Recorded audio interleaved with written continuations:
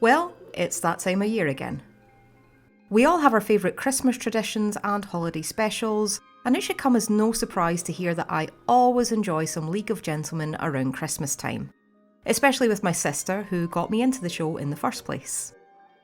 Whether I've been coming up from London to watch the anniversary specials, binge watching the series, or enjoying the live DVDs for the umpteenth time, we've shared many happy moments over the festive season, revisiting our favourite dark comedy, usually over chips and wine. Often included in these rewatch sessions is the League of Gentlemen's actual Christmas special, You'll Never Leave. That's Y-U-L-E. This was not just a great special, especially if you enjoy a good ghost story or three, but it also showcased a whole new side to the gents and their creativity. Looking back, we can even see its influence not just on the rest of the series, but in so many of their projects and endeavours since. To celebrate the episode's 25th anniversary, good God I'm getting old, let's talk about the League of Gentlemen's Y2K Christmas special. So just a quick brief for non-locals. The League of Gentlemen was a sketch show cum sitcom cum nightmarish fever dream set in the small fictional English town of Royston, Vasy. Among the show's grotesque but hugely entertaining characters were a toad-obsessed couple who gave birth to the Shining Twins, an egregious restart officer who hates the unemployed, and a pig-nosed murderous married couple who definitely didn't burn all those strangers. Oh, and they also happen to be brother and sister. The Christmas special takes on a slightly different format in which 3 spooky tales are told to Bernice, the local vicar, on Christmas Eve. Much like Ebenezer Scrooge, Bernice hates Christmas and everything to do with it, and has zero interest in helping out the less fortunate. But perhaps there's a reason she ended up the way she did, which may or may not be revealed during the half hour. And because it's Christmas, maybe it's not too late for her to turn over a new leaf. Stranger things have happened in the world of Royston Vasy. But before we talk about the special in more detail, please humour me for just a moment while I talk about the context of the show and what made this episode so great. By the end of Series 2, the League of Gentlemen had reached a whole new level of popularity. Everyone and their granny knew there was a local shop for local people, and if your name was Dave, then there was a fair chance that people kept greeting you in the style of Papa Lazarou. Apologies if I was ever one of them. In different hands, the League could have easily gone on to be a catchphrase-riddled nightmare, trotted out year after year as the same characters said the same words in a series of inconsequential sketches. I'm sure we can all think of other comedy shows where that's exactly what happened. But thankfully that wasn't the case with the League, and the show only got darker and more weird as time went on. And I think that push against the threat of mainstream success really started with the 2000 Christmas special, which embraced a change in format in 3 significant ways. First, you might notice the absence of any laugh track.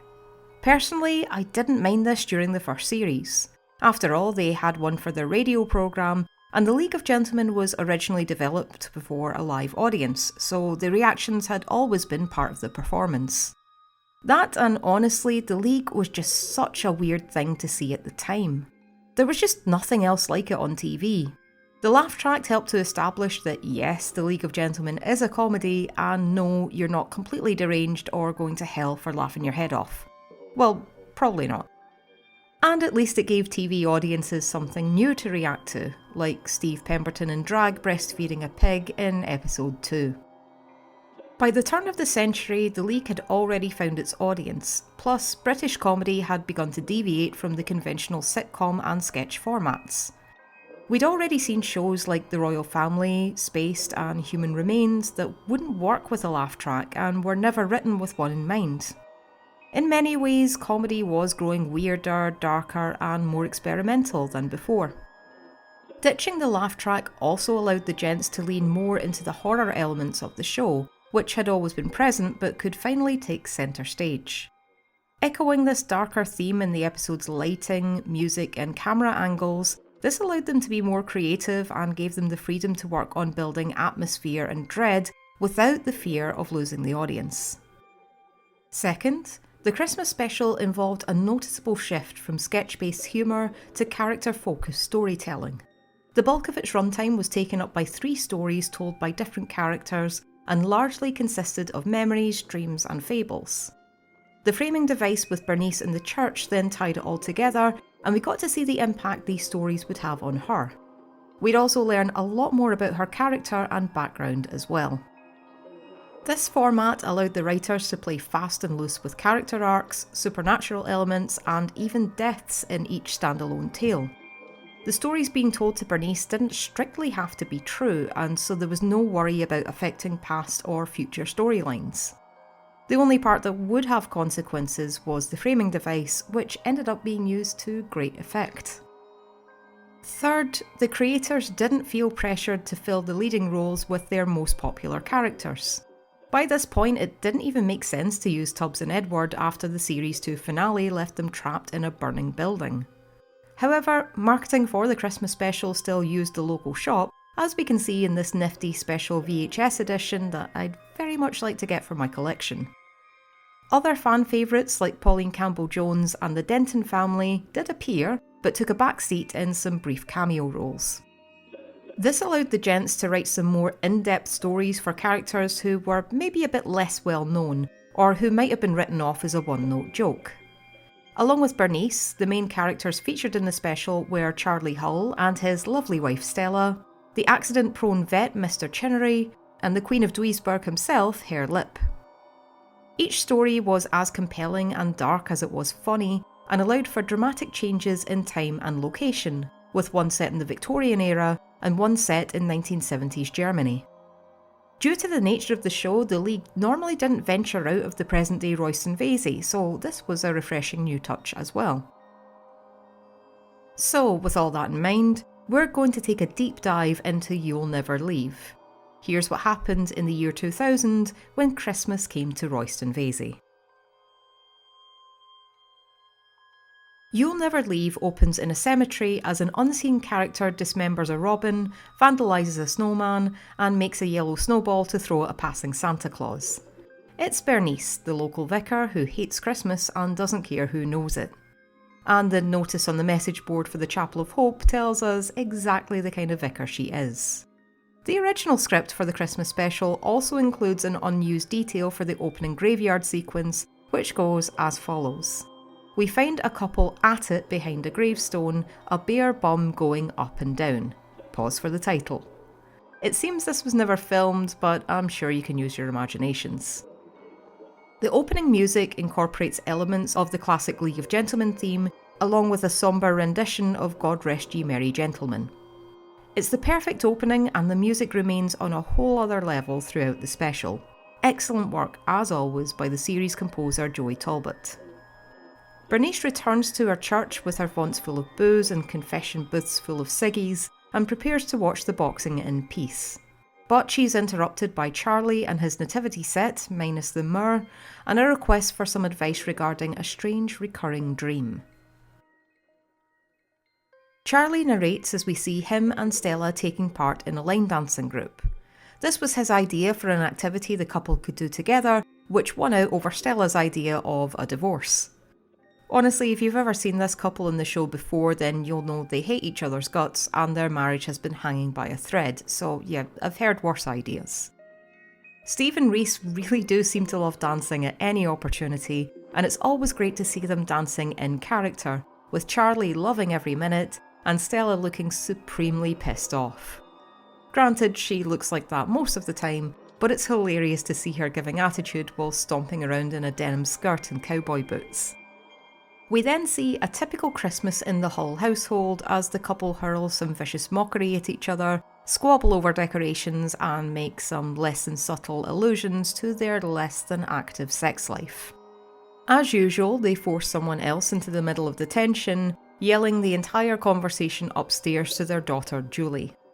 After Charlie refuses to come home and stuff the turkey because it's been in the freezer too long, Stella remembers that Julie is at college.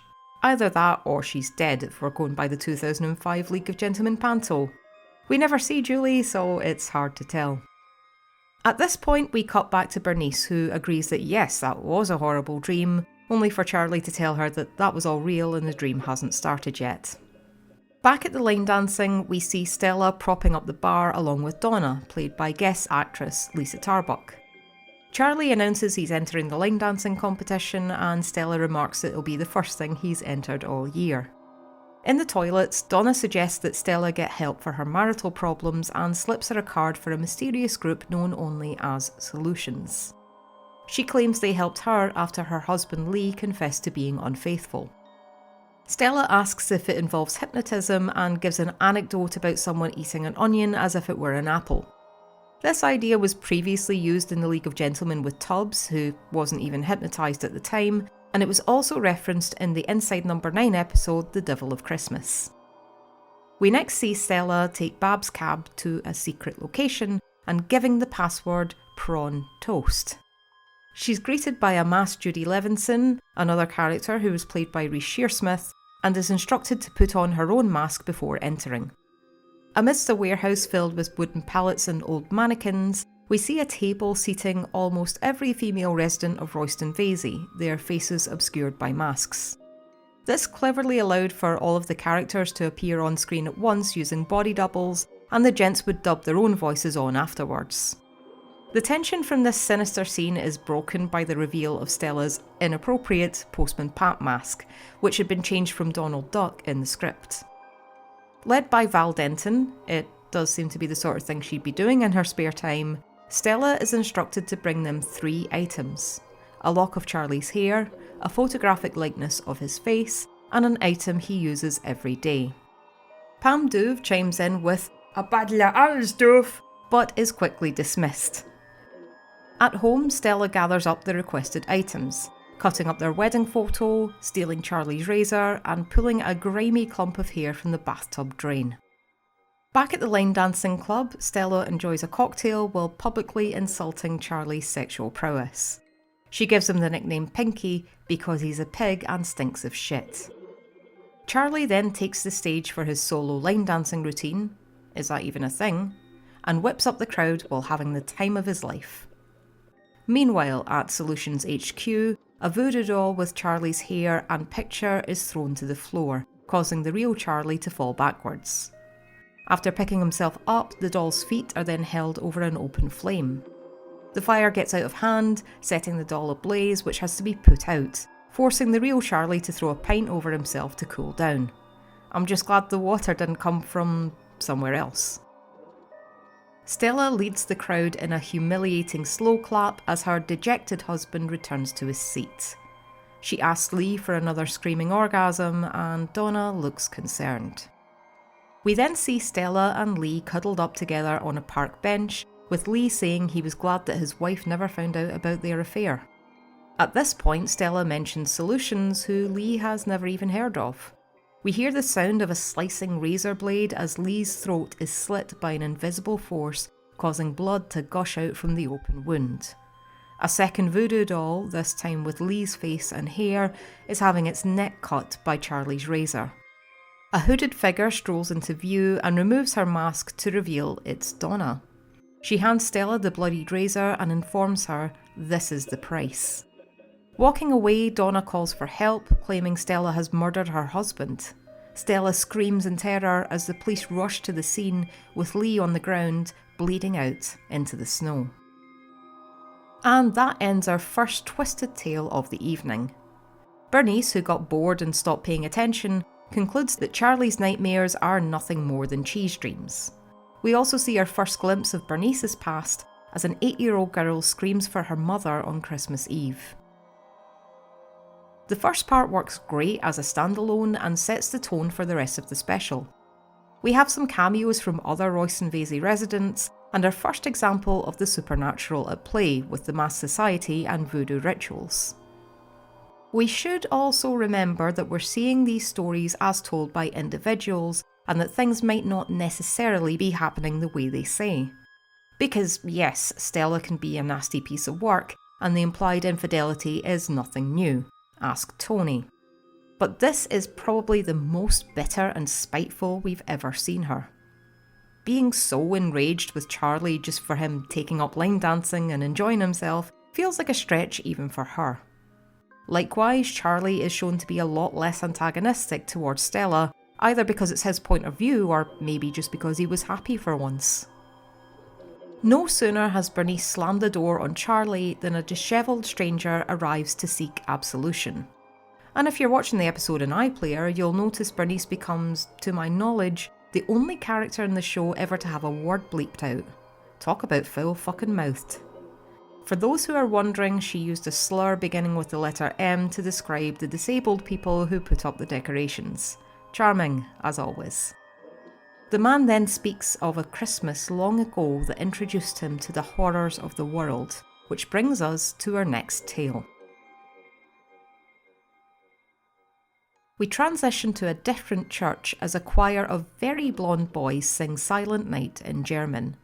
The caption reads Duisburg 1975. Their choirmaster is, of course, Herr Lipp, who League fans would recognise as the German tour guide and sexual predator who visited Royston Vasy in Series 2. And here he looks more or less the same. His wife Lottie glares at him from the organ loft. 19-year-old Matthew Parker arrives at the scene as his future self informs us via voiceover that this was his first exchange visit. Herr Lipp, in his usual broken English and double entendres, introduces Matthew to the rest of the choir boys, and says they'll be singing some traditional English Christmas carols, such as the classic O Come in My Faithful. After a heartfelt discussion on farters and farter figures, Herr Lipp and Matthew are interrupted by Lottie and her enormous nipples. I guess it must get very cold in Duisburg. They arrive, by Volkswagen, at their home, and Herr Lipp shows Matthew upstairs to his room. His shadow is projected against the staircase in the style of Nosferatu, the 1920s German expressionist take on the Dracula story. A nice bit of foreshadowing for this segment. Matthew is brought into the Lipp family's unused nursery to sleep under the watchful gaze of their many creepy dolls. Apparently Lottie wanted to have children, but her husband could not provide, and so he encourages her to take pleasure from the choir boys as he does. Nothing sus about that at all. Herr Lipp tells Matthew there is a blue towel for him to use, a possible reference to a souvenir from Mr. and Mr. Norris, and gives him the parting words of good night, sleep tight, and don't let the bugger bite you, a phrase I still use to this very day. The music then turns tense as Herr Lipp proceeds to spy on his teenage lodger. A reminder that while his character is fun, camp, and really entertaining, he is also a massive sex pest. During the night, Matthew hears Herr Lipp beckoning and giggling as he gets up to close the open window. A rocking horse moves noisily and almost violently, reminiscent of a moment from the stage play of The Woman in Black. Matthew discovers a small golden key in his hand, and we get a weirdly long shot of his crotch. Did Herr Lipp direct this as well? As he walks towards the wardrobe. He opens it to reveal a blonde-haired corpse, blue-skinned and with its mouth and eyes sewn shut, dressed in Matthew's clothes. The corpse falls to his feet as he looks upwards in horror to see a vampiric Herr Lipp clinging to the ceiling like a spider. He says he's sorry about that, Matthew, with his fangs out, ready to suck something.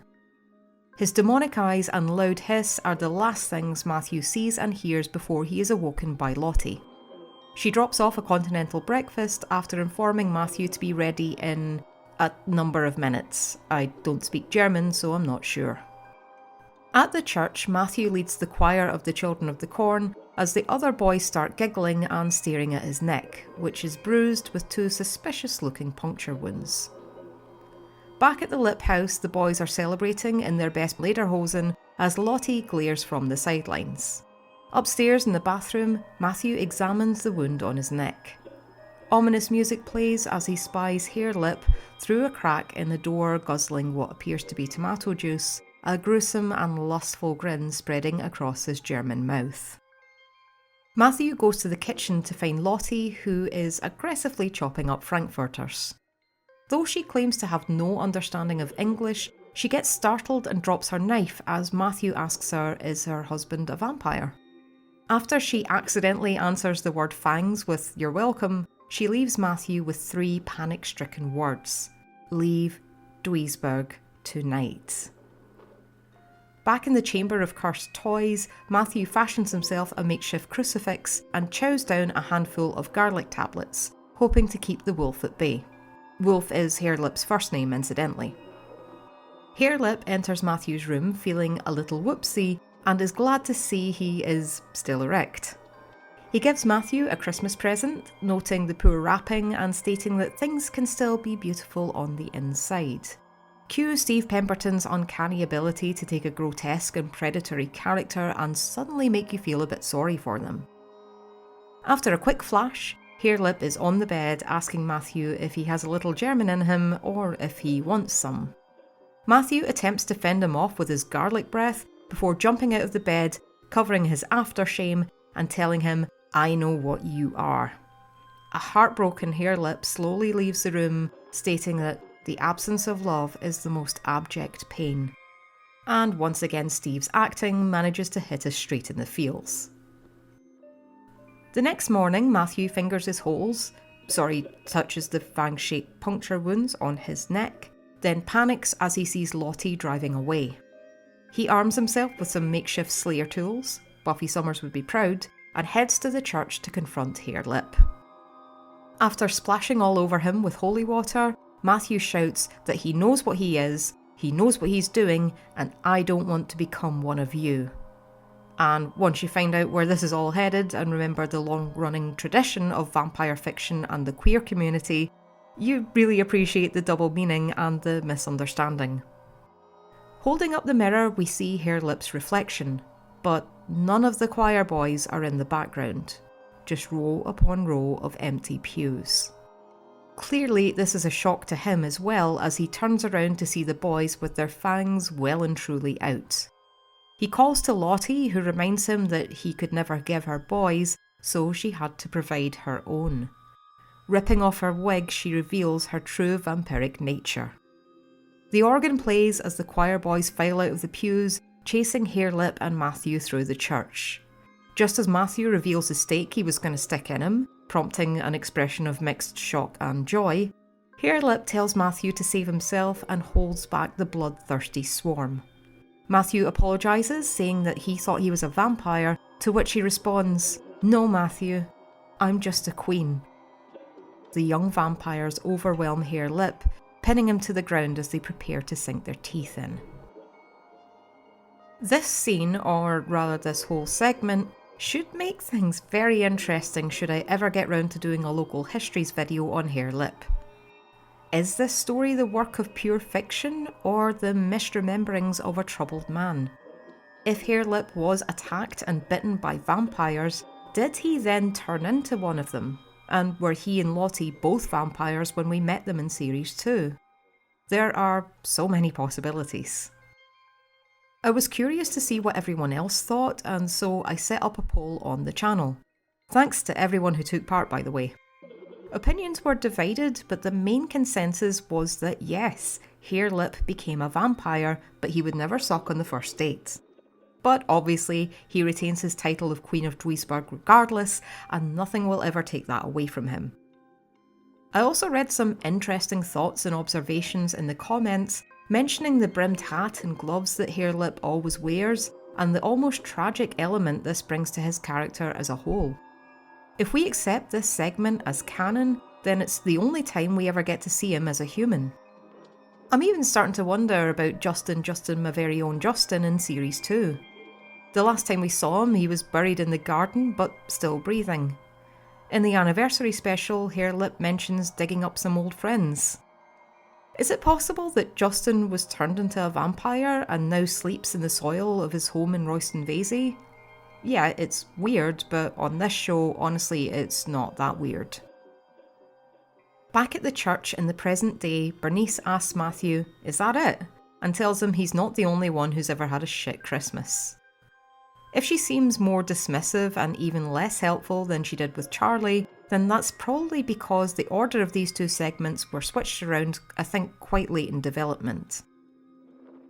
We then get our second flashback to young Bernice, and this time we actually see her mother as she's being abducted by someone dressed as Santa Claus. In the original script, she remembers being told that this too was a cheese dream and that her mum had actually run off with a sailor, although she has doubts about this version of events. As Matthew leaves, Bernice spots a child's drawing of Santa and tears it down. As she puts out the candles, Bernice is frightened by a figure at the window who turns out to be her third visitor. The local vet, Mr. Chinnery, enters the church, covered in blood and feathers from his last patient, a most unlucky canary. But unlike his usual reaction of calm resignation following an accidental kill, this time he's sobbing loudly and begging to tell his story. Bernice makes a reference to Jack and Ori, an old British TV programme where people read children's stories, but encourages Mr. Chinnery to continue. He begins by explaining that his great-grandfather had once been an excellent vet, but believes his family may have been stricken with a terrible curse. We travel back to London in the year 1895 to see a rather dapper young Mark Gatiss performing surgery on a little white rabbit named Gladstone. Among those observing is the bunny's owner, Mrs. Trevithick.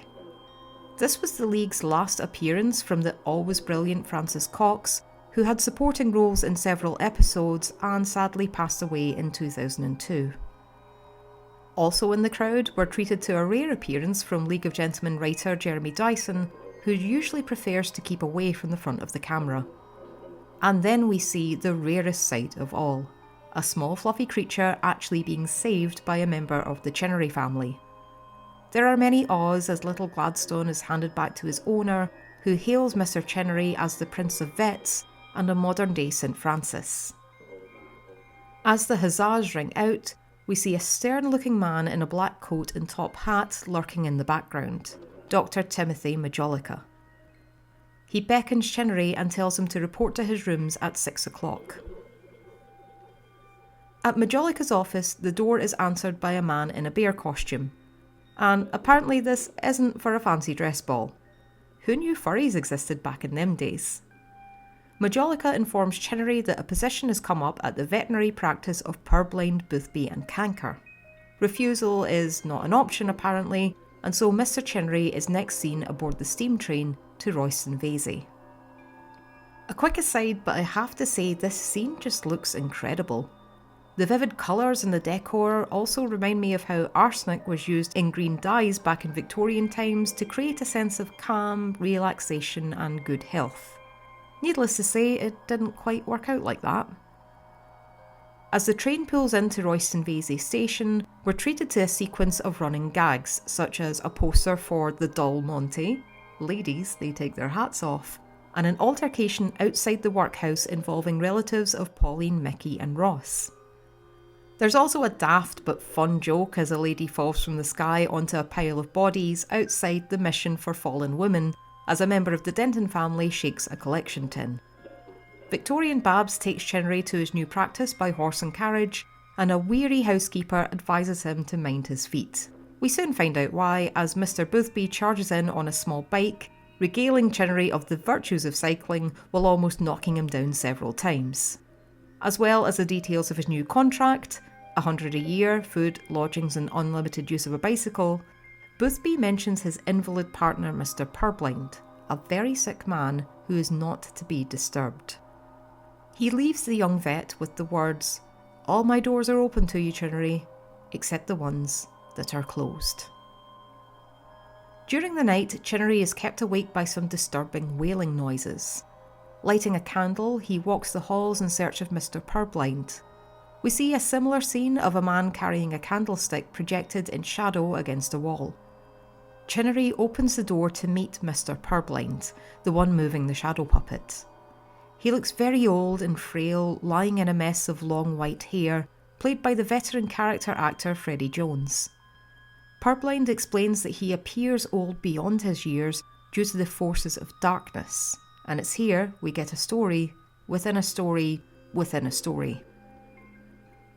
Told with an impressive display of shadow puppetry, Purblind tells how he was once the chief veterinary surgeon in the Indian province of Kharagpur. He was appointed to treat the Maharaja's favourite pet, a monkey called Top-Off, which is a reference to a character from the British children's TV show Pipkins. After Top-Off's little fellow became stuck in an elephant during his favourite hobby, the simulation of coitus, Purblind offered his assistance. However, after a fateful mix-up between the Vaseline and the bovine veruca acid, the Maharaja cursed Purblind, holding aloft the monkey's steaming jewels, which Purblind reveals he still wears around his neck to this day. In Purblind's own words, he was fucked, and that might just be my favourite line delivery of the whole special. After much persuasion for Chinnery to feel the knackers, he concedes. There's a clap of thunder as Purblind exclaims, "I'm free." Boothby barges in, on his bike of course, to confirm that the Maharaja's curse has been passed on, that any animal the vet touches would meet a dreadful end. Not ideal in his profession. Dr. Majolica arrives, revealing himself to be the silent partner, Mr. Canker, and announces that the curse will be passed to all of Chinnery's descendants. Another vet has touched the monkey's bollocks. Chinnery, a man of science, dismisses the curse as tommy rot and cheap mummery as the trio laugh maniacally among themselves. Later, back in London, Chinnery attempts a small surgical tap on poor old Gladstone, which somehow results in a full-on zoological massacre involving the rabbit, the patients in his waiting room, and somehow even a travelling circus full of animals that happened to be passing the window at the time. And thus, the curse of Carrotpoor was transferred to the Chinnery line, and the Christmas special earned itself an official rating of not at all kind to animals. At this point, Bernice suddenly has a breakthrough. Having learned much about other people, herself, and the nature of fear, she now believes that it's all in the mind. The past can't hurt you, and it's up to us to face our own futures. Leaving Chinnery with these words of encouragement, his faith restored, the music swells, and Bernice finally embraces the true spirit of Christmas. Which would be a lovely way to end our story if it were part of any other show. As Bernice starts planning a wholesome day of festivities at the church, we see a figure in a Santa Claus outfit standing in the doorway. Assuming this was the same Santa from earlier, Bernice starts to apologise, but this is no ordinary Father Christmas. "Hello, Dave," growls a familiar voice, and I think we all know what's coming next and what really happened to Bernice's mum. Yes, Santa was in fact the ringmaster, peg salesman and serial kidnapper, Papa Lazarou. "It's nice to see you again, Dave," he says, all grown up. In the last terrifying moments, Papa Laz runs shrieking towards Bernice before throwing her in a sack and loading her on the back of his sleigh. She's his wife now. Charging off into the night, he screams a blood-curdling "Merry Christmas" over the ominous music of the end credits, one staring eye flashing on screen right at the end. And we know this event definitely became canon, as Bernice was not seen at all in Series 3, save for a poster reading, "Have you seen our vicar?" and her ordeal would be remembered after her return in the 2017 anniversary specials. So that was the League of Gentlemen's Christmas special, and what a very on-brand outing it was too. Possibly one of their finest moments, and one I look forward to watching every year. What I find really interesting about this special is not just looking at how it changed the show, but how it helped to set the course for all four of its creators and their futures. The League of Gentlemen came back for a third series in 2002, this time with more character-driven plots and no laugh track. One episode prominently featured Charlie Hull. While it received mixed reviews at the time, the fan base has since warmed to it more and more over the years, and the 2017 anniversary specials, made in a similar fashion, saw a welcome return for the gents. Aside from this, they released a full-length film and several touring shows, including Royston Vasy's take on a British Christmas panto, The League of Gentlemen Are Behind You. As for its creators, Mark Gatiss, an aficionado of the works of M.R. James, helped revive the old 70s BBC series A Ghost Story at Christmas. His next work, an adaptation of E.F. Benson's The Room in the Tower, is due to air on Christmas Eve 2025. Speaking of ghost stories, writer Jeremy Dyson worked with Andy Nyman on the 2010 stage play Ghost Stories. Like the League's Christmas special, this is also a 3-part horror anthology story where the real horror might be lurking within the framing device. And that's all I'm going to say. Absolutely go and see it if it arrives at a theatre near you, or check out the 2017 film adaptation, which is also a gripping watch. And if you've ever been to this channel before, you'll no doubt be familiar with the works of Steve Pemberton and Rhys Shearsmith. Their next big project was Psychoville, a similar fusion of comedy and horror which featured an excellent Halloween special depicting its characters in not quite canon vignettes. And no doubt you'll recognise their more recent comedy horror anthology series Inside Number 9, about which I've now made over 50 videos. This has included 2 Christmas-themed episodes, The Devil of Christmas and The Bones of St Nicholas, and I'd also recommend The 12 Days of Christine, which has some great Christmassy moments and is one of my favourite half hours of TV ever. To conclude, The League of Gentlemen's Christmas special is a real good treat, and I practically insist you give it a watch. It has its own DVD release, mine came with a lovely poster, and this special is included with any of the League of Gentlemen full collections on home release. The episode is also available to watch for free on BBC iPlayer, where it's listed under Series 2. At the time of recording, I couldn't see it available for free on other streaming services, but if anyone knows of any of these, please let me know in the comments, and I'll add that info to the video description. So, over to you. How did you enjoy the League of Gentlemen's Christmas special? Does anyone else make this a watching tradition? And what other Christmas specials will you be watching this year? I always enjoy Peep Show's seasonal beatings, along with Always Sunny, BoJack Horseman, and for me it just isn't Christmas until Mrs Doyle falls off a windowsill 3 times and 8 priests get lost in the lingerie department. And being Scottish, I'm also looking forward to the return of Two Doors Down on Christmas Eve, and I'll probably be cracking out the Still Game specials at some point as well.